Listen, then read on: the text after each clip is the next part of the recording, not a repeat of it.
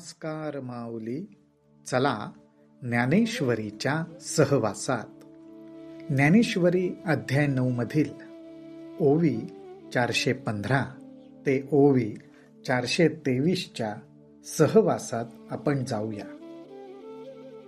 भगवंतांनी आपल्याला सांगितलं की जो माझ्या ठिकाणी अखंड अनुसंधान ठेवतो, माझ्याविषयीच अंतःकरणात प्रेम धरतो आणि आपल्याकडून घडणाऱ्या प्रत्येक कृतीला मलाच अर्पण करतो, कर्तृत्वाचा व त्याचप्रमाणे भोगण्याचा कुठलाही अहंकार स्वतःच्या ठिकाणी मीपणाने बाळगत नाही, तो माझ्यातच असतो, माझ्याशी एकरूपच झालेला असतो. पुढे भगवंत म्हणतात, ऐसे भजतेनी प्रेम भावे, जया शरीरही पाठी न पवे, तेने भलतया भावे जातीची या. अशा प्रकारे अत्यंत प्रेम भावाने फक्त माझ्याविषयीच प्रेम धरून जो कोणी माझं भजन करतो, तो कोणत्याही जातीचा असला तरी, अर्थात या ठिकाणी जात म्हणजे एकच, जन्मजात आपल्याला जे गुण, जे कौशल्य, जे ज्ञान, जी विद्या प्राप्त झालेली आहे,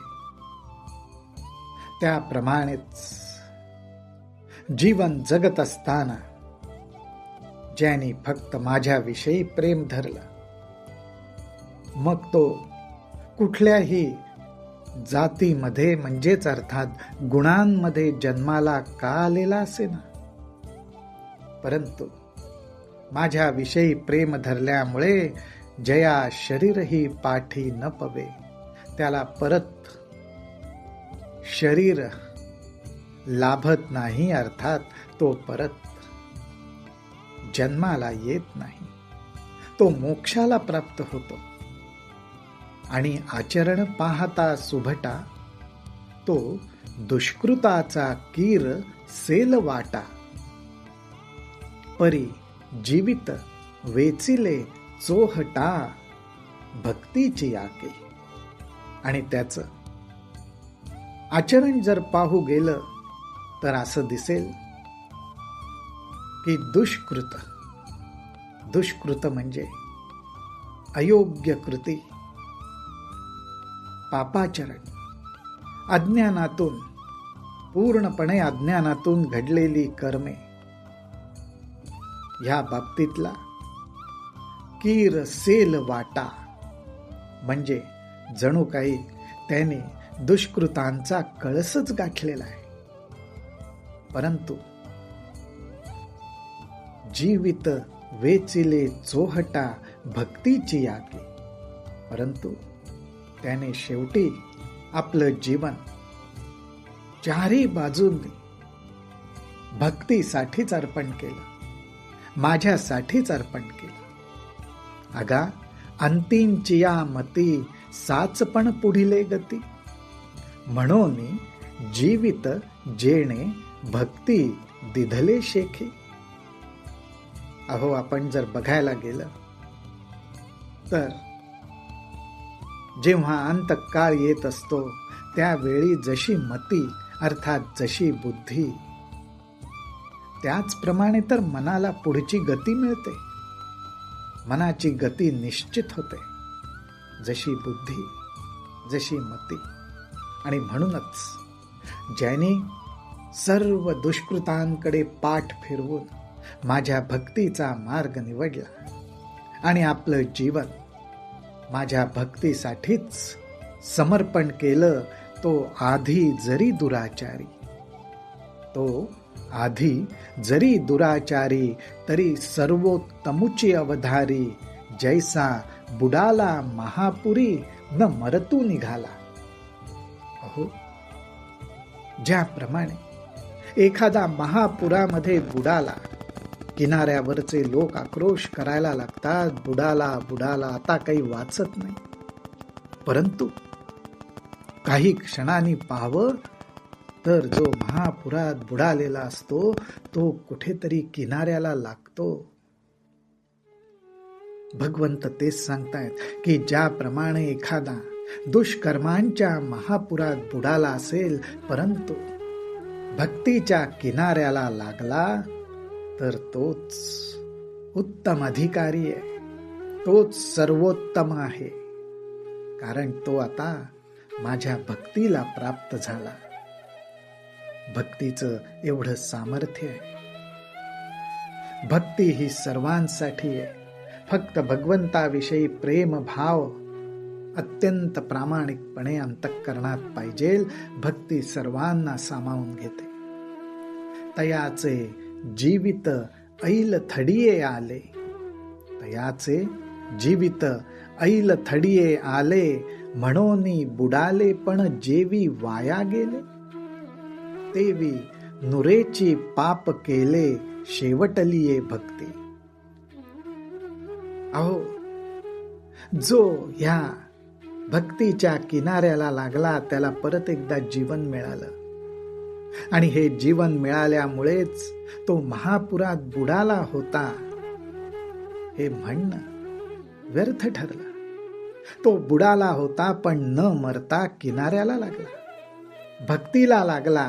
त्याचप्रमाणे ज्यांनी अंतःकरणात फक्त आणि फक्त माझ्याविषयी प्रेमभाव धारण करून जो या भक्तीच्या किनाऱ्याला लागला, त्यांनी जीवनामध्ये काय दुष्कर्म केली होती ती सर्व नाहीशी होता. तेवी नुरेची पाप केले, शेवटलिये भक्ती. या लागी दुष्कृती जरी जाहाला, तरी अनुताप तीर्थी न्हाला, नाहुनी मज आतू आला सर्व भावे. अहो, अशा प्रकारे त्यांनी दुष्कर्मांचा जरी कळस गाठलेला होता, तरी सुद्धा एक क्षण असा आला की त्याला आपल्या सर्व कर्मांचा पश्चात्ताप झाला. आणि त्या पश्चात्ताप रूपी तीर्थामध्ये ज्यांनी स्नान केलं, पश्चात्ताप रूपी तीर्थ हे सर्व तीर्थांमध्ये सर्वश्रेष्ठ आहे. तरी अनुताप तीर्थी न्हाला, त्यांनी पश्चात्ताप रूपी तीर्थामध्ये स्नान केलं आणि अशा रीतीने स्वच्छ होऊन नाहुनी मज आतू आला सर्व भावे. आणि मग सर्व भावांनी तो माझ्या ठिकाणी आला, माझी भक्ती करू लागला. तरी आता पवित्र तयाचेंची कुळ, अभिजात्य तेंची निर्मळ, जन्मले या फळ तयासीच जोडले.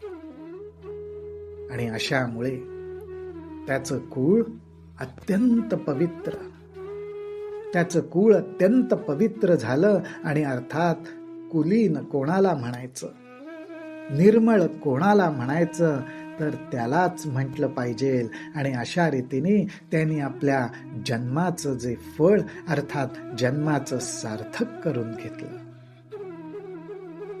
जो अत्यंत प्रेमाने भगवंताची भक्ती करतो त्याला काय साधतं, तर त्याच्या भक्तीमध्ये काय अंतर्भूत आहे, तो सकळही पढिन्नला, तपे तोची तपिन्नला, अष्टांग अभ्यासिला योगू तेणे.